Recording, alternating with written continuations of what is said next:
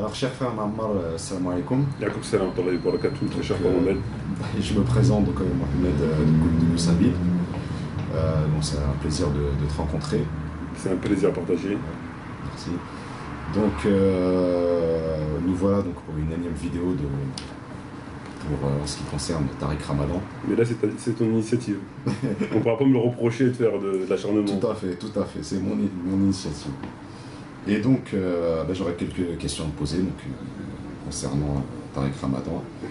À commencer donc par te citer une de ses phrases dans l'un de ses ouvrages concernant donc, les musulmans d'Occident et l'avenir de l'islam, à la page 101, où je le cite, donc il dit « Il s'agit clairement de dépasser la vision binaire et de cesser d'entretenir en nous le sentiment d'être d'éternels étrangers vivant en parallèle, en marge ou en minorité recluse, pour accéder à la vision globale de l'universel islamique qui intègre et permet l'épanouissement confiant de l'être. » Donc j'aimerais savoir si tu peux nous commenter donc, cette phrase de lui. Donc avant tout, a'udhu billahi minash shaitanir rajim, bismillahir rahmanir rahim, wa salatu wa salam ala sayyidina Muhammadin wa ala alihi wa sahbihi ajma'in, wa salam alaykum wa rahmatullahi wa barakatuh.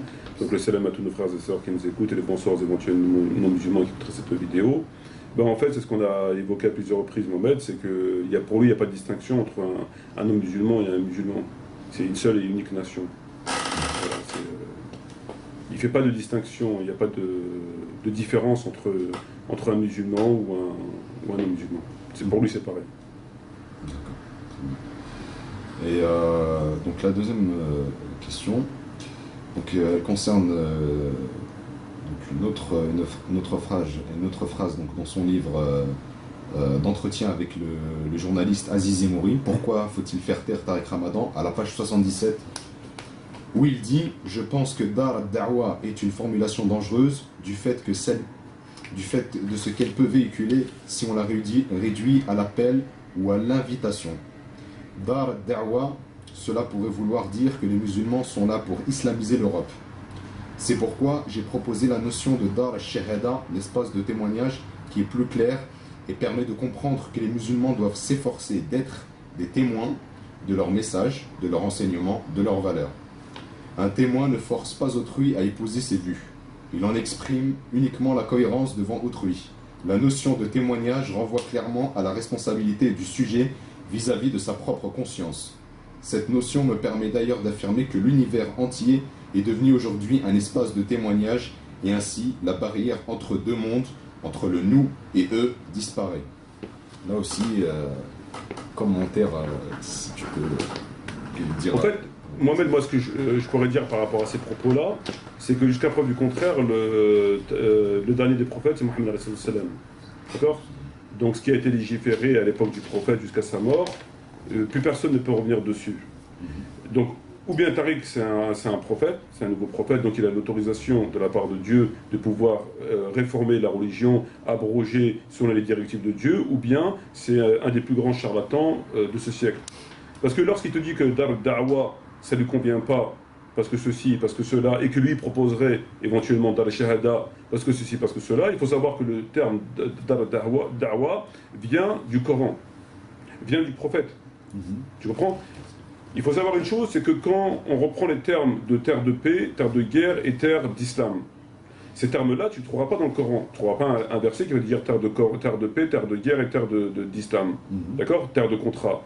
Et tu ne trouveras pas de hadith non plus, où le prophète a dit terre de guerre, terre de paix et terre de contrat. Mais ça a été fait par des savants pour mettre à la portée des musulmans la compréhension de la loi islamique. C'est-à-dire que c'est effectivement dans le Coran, mais pas sous cette forme-là. C'est-à-dire que Dieu demande de combattre Ahl-Kitab, et les chrétiens, notamment sur Tauba, ou Ahl-Kitab, etc. Donc c'est ce qu'on appelle terre de contrat. C'est-à-dire que ceux qui payent la jizya et qui peuvent garder leur religion. Terre de paix, c'est la cité musulmane, où les musulmans vivent. Donc c'est la terre de paix. Et la terre du djihad, c'est là où tu dois porter les armes pour convertir les peuples. Donc ça vient du Coran, et ça vient de la Sunna. Cependant, ce n'est pas écrit de cette façon-là. Mais les savants l'ont défini comme ça, pour le rendre plus accessible aux gens, pour qu'ils le comprennent mieux. Mais sinon, ça vient du Coran et de la Sunna, il n'y a pas de problème. Comme le hadith, donc ça vient vraiment du Coran de la Sunna. Lui, ce qu'il est en train de te dire, c'est qu'il te dit ça, on n'en veut pas. Ça, c'est pas bon. Ce que moi je propose, c'est autre chose. Moi je propose Dar al-Shahada. Alors Dar al-Shahada, ça n'existe pas dans l'islam. Terre de témoignage n'a aucune référence coranique, n'a pas de référence coranique ou prophétique. Ça n'existe pas. Donc il va inventer un concept qui n'a aucune origine et il veut retirer, il veut annuler, il veut abroger des choses des lois que Allah et le prophète ont légiférées et qui ont été appliquées notamment par les 4 premiers califes. Voilà, tout simplement. Donc, ça se passe de commentaires. Ça se passe de commentaires. Mais ne trouves-tu pas que cette conception qui nous propose, donc, qui est exclusive de Dar al-Shahada, ne penses-tu pas que tout de même on pourrait tout de même l'inclure dans le contexte européen, à savoir que Dar al-Shahada est le fait aussi de faire montrer donc, aux non-musulmans que nous croyons en un Dieu, c'est-à-dire témoigner que justement il y a cette unicité divine et qu'on reconnaît son prophète. En aucun cas, tu ne peux pas. C'est un principe qui n'existe pas. Tu ne peux pas dire je veux faire telle chose pour reconnaître, pour que les musulmans reconnaissent, pour les non-musulmans reconnaissent. Ça n'existe pas dans l'islam. Quand le prophète Mohammed sallallahu alayhi wa sallam dit c'est une loi. Tu ne peux pas toi venir et rajouter quelque chose à cette loi-là. Comme même elle te paraît agréable, etc. C'est une loi, c'est comme ça. C'est comme le khuruj, da'wa fi sabilillah. Da'wa fi sabilillah à l'époque du prophète, à l'époque des califes, elle est légiférée. Comment tu fais de da'wa vis-à-vis des peuples? Elle se fait comme ça et comme ça. Comme on sait comment l'islam s'est propagé. Donc maintenant, quand tu vois les khurujistes, ceux qui font le khuruj, comment ils ont fait la da'wa, c'est-à-dire qu'eux-mêmes ils vivent chez le kuffar en contradiction avec la religion et qui ont rendu l'islam apolitique et qui après t'appellent à faire la da'wa, ils ont retenu juste le mot da'wa qui effectivement existe dans l'islam. Mais comment on a fait cette da'wa-là, ils l'ont purement innové. Tu comprends ce que je veux dire? Ça n'existe pas cette façon de faire la da'wa. Donc le terme que tu me dis toi n'existe pas. Il y a pas Dieu ne nous a pas demandé ce devoir, cette façon de faire. Dieu ne nous l'a pas demandé. Donc nous, on n'a pas le droit de l'inscrire dans les textes. On n'a pas le droit, c'est comme ça. Même si ça nous paraît agréable, ça nous paraît nécessaire. Voilà. Et c'est des lois qui ont été appliquées par le prophète et par les compagnons après le prophète. Et ça ne peut pas changer. Donc c'est purement, c'est carrément je sais pas moi, c'est comme si je te disais qu'aujourd'hui la prière on peut ne pas faire la prière parce que telle ou telle chose. C'est exactement la même chose. C'est exactement la même chose. Voilà. Salam alaikum, Omar. Salam alaikum. J'ai une question à te poser. Comme tout à l'heure, tu as dit qu'il n'y avait pas de. T'es pas invité toi, je crois. C'est pas grave, je m'immisce. D'accord. Tout à l'heure, tu as dit qu'il n'y avait plus que jusqu'à preuve du contraire, Mohammed le dernier prophète. Justement, comment la religion va évoluer? Est-ce que ces gens-là, justement, ne participent pas à l'évolution de la religion? Non, il y a des gens qui participent à l'évolution de la religion. Il y aura toujours des gens qui participeront à l'évolution de la religion, et notamment par le Mahdi. Mais ces gens-là sont des imposteurs, participent au contraire de l'évolution de la religion. Tu ne peux pas participer à l'évolution de la religion si tu vas à l'encontre des textes. Il faut faire une distinction entre une réforme. C'est quoi une bid'a? Quand on dit bid'a, c'est un terme qui veut dire toute pratique qui va à l'encontre de quelque chose qui a été légiféré par le Coran, par le prophète, quelque chose qui va à l'encontre d'un des deux ou des deux. C'est ce qu'on appelle une innovation. Donc tu rejettes. Mais l'innovation acceptable, c'est quelque chose que Dieu n'a pas légiféré, ou que le prophète n'a pas légiféré, et qui ne va pas à l'encontre des textes. Donc on l'accepte, il n'y a pas de problème. C'est ce qu'on appelle une réforme. Donc à ce niveau-là, il en faut, il n'y a pas de problème. Ce que propose Tariq Ramadan à travers ce que vient de dire le frère Mohamed, c'est-à-dire Dar al-Da'wa, bon, c'est les savants ont dit, etc., et que nous on préfère Dar al-Shahada. Pourquoi? Ça va à l'encontre du texte, ça n'existe pas Dar al-Shahada. Allah Azza wa Jalla ne parle pas de Dar al-Shahada. Il a parlé de terre de guerre, terre de paix, terre de contrat. C'est tout ce qu'il a parlé. Il n'a pas parlé de Dar al-Shahada. Donc il ne convient pas à un musulman de venir, non seulement de rajouter un concept au nom d'une soi-disant réforme, mais en plus d'annuler un concept qui a été établi par Dieu et le prophète. Mais bien sûr, lui, il ne dit pas que c'est par Dieu et le prophète. Lui, il ne dit pas que c'est Dieu qui dit ça. Il te dit c'est les savants. Et lui, il aime bien dire les savants. Pourquoi les savants? Parce que les savants, ils peuvent se tromper. Dieu, il ne peut pas se tromper. Le prophète, il ne peut pas se tromper. Donc, s'il te dit Dieu a dit et que moi je ne suis pas d'accord, ça ne va pas. S'il te dit que le prophète a dit et que moi je ne suis pas d'accord, ça ne va pas. Donc, qu'est-ce qu'il va te dire? Il te dit les savants. Mais lui, il sait que les savants en vérité n'ont rien inventé. Ils ne font que exprimer d'une certaine... autrement ce que dit le Coran pour le rendre accessible aux gens. À partir de là, lui, il le sait. Donc, c'est de la manipulation. C'est ce qu'on appelle de la manipulation, comme il l'a fait sur les homosexuels. C'est exactement la même chose quand il te dit que certains savants ou moins savants parlent de la sorte sur les homosexuels, c'est-à-dire de façon négative, et que moi, Tariq Ramadan, je ne m'associe pas à ce discours. Il a dit.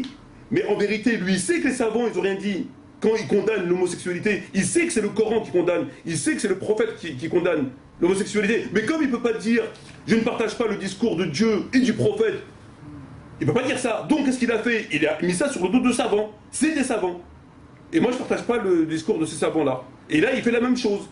Il sait très bien que Dar al-Shahada, Dar al-Da'wa, donc terre de prédication, vient de l'islam. C'est un terme coranique. Il le sait. Il le sait. Tout le monde le sait. Tu reprends n'importe quel manuscrit scolaire, les hadiths, tout le monde le sait. C'est exactement la même chose. Donc ces gens-là ne peuvent en aucun cas être regardés comme des réformateurs ou des gens qui apportent un plus dans la religion au sens de la réforme par rapport aux choses. C'est des imposteurs. En aucun cas tu peux venir dénaturer la religion ou aller à l'encontre d'une loi fondamentale qui a été établie par Dieu, par le prophète, et qui ne rentre pas en contradiction avec l'époque dans laquelle tu vis, ou avec des éléments qui te rendent impossible son application. Là, ce qui rend impossible son application, c'est lui. C'est lui qui a décidé ça, parce que ça ne l'arrange pas. Pourquoi tu vas revenir sur ce terme-là? C'est quoi le problème de ce terme-là? En quoi ce terme-là doit être revu? Pourquoi? Il faut que je donne une raison légitime pour revoir ce terme-là. Ce terme-là, il n'a pas à être revu. La seule raison, c'est ses intérêts. Mais pourquoi tu vas revenir sur ce terme-là? En quoi ce terme-là doit être revu? En quoi on doit le réformer? Au sens positif du terme. Qu'est-ce qui permet de vouloir le réformer? Il faut que tu donnes une raison légale, qui est conforme à la loi. Or, il n'y en a pas. Il n'y a aucune raison licite, aucune raison légale qui te permet de vouloir réformer ce terme. Tu peux dire parce qu'on ne peut plus, ou parce que ça n'existe plus, ou parce que c'est... Il n'y a pas. Donc c'est uniquement à titre de passion. Je veux revoir ce terme-là, parce que ce terme-là ne m'arrange pas, parce que ceci, parce que cela, et donc je vais le revoir, donc je l'annule. Alors là aussi, donc, dans un autre de ses ouvrages intitulé « La foi, la voie et la résistance », page 17-18, Tariq Ramadan nous propose donc une définition de la charia qui est la suivante. On a souvent réduit la définition de la charia à celle qu'en ont donné les savants et les juristes selon leur domaine spécifique de spécialisation. On a ainsi laissé croire qu'il y avait plusieurs islams. L'un du droit, l'autre de la spiritualité, un autre encore de la mystique. Il n'en est rien pourtant. La voie est une et englobe toutes les dimensions de l'être, le cœur et la raison, la spiritualité et les prescriptions, l'intimité et la société. La charia n'entretient pas la confusion des genres, bien plutôt elle révèle les principes de leur harmonie. Es-tu d'accord avec cette définition? Bah écoute, pour moi, je t'avouerai, c'est très compliqué. Moi, j'ai appris que la charia, c'était la loi. La loi, elle est là pour être appliquée. Donc, sincèrement, même moi, pour moi, c'est compliqué là. C'est plus proche de la philosophie. Je pense pas que pour moi, je sais pas si. Pour moi, c'est compliqué. Mais tout de même, est-ce que tu ne crois pas qu'il y a plus pire que Tariq Ramadan? À savoir, on pourrait citer plein d'exemples dans ce sens. Dalil Boubaker, Tariq Oubrou, Malek Chebel. Voilà, là aussi Malek Chebel qui tiennent des discours qui sont là, on peut clairement dire des discours de mécréance. Quoi. Il nous reste combien de temps? 5 minutes. 5 minutes. Moi, Mohamed, pour parler de façon tout à fait objective, il n'y a pas plus grand danger pour les musulmans vivant en France ou en Europe, sur le terrain intellectuel, que Tariq Ramadan. Il n'y a pas. Dalil Boubaker, c'est un vendeur de cacahuètes devant Tariq Ramadan. Et Malik Chebel, c'est un vendeur de couches culottes. Etc. Ça n'a rien à voir, tu ne peux pas les comparer. Tu ne peux pas les comparer pour deux raisons. La première des raisons, Mohamed, c'est que Tariq Ramadan est hyper médiatisé. Il est hyper médiatisé. Alors eux ne le sont pas. Personne ne pourra le nier. Ça n'a rien à voir. Donc son discours mensonger, il va à la vitesse de la lumière. L'autre, il va pas du tout. Premier point. Même si c'est tous les deux des traîtres. des vendus, tout ce que tu veux, il n'y a pas de problème sur le qualificatif. Premier point. Deuxième des points, c'est que Tariq Ramadan, il a l'art du mensonge. C'est-à-dire que c'est un professionnel. Il aura plus de facilité à endormir des gens que d'Ali Baker, qui d'ailleurs n'a plus envie d'endormir qui que ce soit, ça n'intéresse plus, ou Malik Chebel. Tu vois bien que Malik Chebel ne passe pas son temps à essayer d'endormir les gens. Il écrit des conneries, il écrit des hérésies, mais ça fait partie de... c'est pas un travail, en fait. C'est quand il est comme ça fait partie de son boulot d'écrivain, bon, bah, etc. Mais c'est pas un travail. Tariq Ramadan, c'est un travail qu'il a. Son boulot, c'est de propager les hérésies qu'on connaît. Il fait ça tous les jours. Il ne faut pas oublier que Tariq Ramadan fait le tour du monde. Il n'y a pas plus grand danger aujourd'hui pour les musulmans que Tariq Ramadan, sur le terrain intellectuel. Sur le terrain intellectuel, pas sur le terrain militaire. C'est le plus grand danger. Et sur des choses qui sont, comme on a pu le voir sur la question des homosexuels, on a pu le voir sur l'autorisation du musulman à se marier avec un kofar, et plein d'autres choses similaires. Il n'y a pas pire que lui. C'est des hérésies, Mohamed. Il faut bien comprendre, Mohamed, que nous, on veut bien être tolérants. On veut bien comprendre que, bon, on a des défauts, etc., etc. Mais Mohamed, si tu as un minimum d'intégrité, si tu as un minimum de souci de ta religion, si tu reprends les documents Tariq Ramadan par rapport à ce qu'il dit, c'est ni plus ni moins que de la dénaturation au Coran, à la Sunna, l'égarement à la nation de l'islam, un danger pour les gens, pour les générations à venir, etc. Sur des sujets voilà, ça se passe de... C'est une évidence. Il n'y a pas plus dangereux que Tariq Ramadan. À l'heure d'aujourd'hui, sur le terrain intellectuel. Tu ne peux pas comparer, c'est incomparable. Et pour finir, donc, on sait qu'il a été donc, le conseiller de Tony Blair, ex-premier ministre anglais. Est-ce que tu ne crois pas qu'il est en collaboration avec certains politiciens français qui ont bien analysé ses discours et l'ont adopté et de là lui permettre justement de véhiculer plus facilement ses discours en France et ailleurs? Ben, moi j'irai plus loin, non seulement je ne le crois pas, mais j'en suis certain. Je suis intimement convaincu que Tariq Ramadan est un agent. C'est un agent. Il n'était pas au début, mais il a vendu son âme au diable, etc. C'est un agent qui travaille à l'heure d'aujourd'hui pour une certaine catégorie de dirigeants. C'est un agent. C'est ni plus ni moins qu'un agent. C'est évident. Pour être automédiatisé, pour tenir les propos qu'il tient, la gravité des propos, ça ne peut être qu'un agent. Alors pour qui, je ne sais pas. Comme il est rémunéré pour ça, je ne sais pas. Comme tu l'as dit, il était conseiller spécial de Tony Blair. Ce Tony Blair qui tue des musulmans d'Afghanistan et qui massacre des populations civiles, il a été son conseiller spécial. Conseiller spécial dans quoi? Pour contrer la menace islamiste. La menace islamiste, dans la terminologie chez le Kofar, c'est quoi? C'est les musulmans qui veulent un État islamique et qui combattent les Américains. Voilà ce que c'est. Il ne faut pas nous endormir, nous. Il ne faut pas nous dire que c'est terroriste. Terroriste, tu vois. Donc il a été conseiller pour combattre les Moudjahidines. Il a apporté son idée au point de vue idéologique, comment contrer le discours islamiste, donc musulmans, sincères, qui veulent un gouvernement islamique et qui veulent libérer les terres de l'islam. Donc il a du sang entre les mains. C'est tout. Je veux dire, ça se passe de commentaires. Voilà. C'est bon? Merci Mohamed de ta présence. Merci frère Mammar. C'est moi qui te remercie énormément d'être venu nous voir et je suis content que tu aies pris conscience du danger de Tariq Ramadan. Au moins notre travail il n'a pas été fait en vain. Espérons et une prochaine vidéo aussi pour essayer de mieux cerner le personnage. Je suis à ta disposition. Merci à toi. Surtout les Azéris, merci à tout le monde et salam alaikum wa rahmatullahi wa barakatuh.